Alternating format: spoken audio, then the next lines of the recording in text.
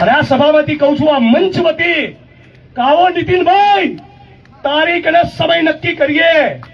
મારા પપ્પા સભામાં બેઠા છે, મારા બાપની સોગંદ અને ડોક્ટર ભીમરાવ બાબા સાહેબ આંબેડકરની સોગંદ નક્કી કરો તારીખ અને સમય. હાથમાં ડબલું લઈને મોદીના નામ ઉપર કૂછડો મારવા પેલા સ્ટેડિયમ ઉપર ના આવું તો મારું નામ બી જિગ્નેશ મેવાણી છે.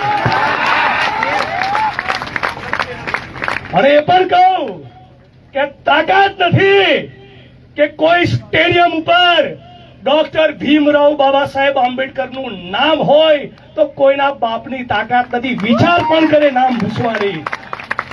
ફાડીને ખાઈ જાય દલિતો. તો તમે તમારું કેમ જમીન મરી ગયું છે નીતિનભાઈ? તમને પૂછવા માંગુ છું.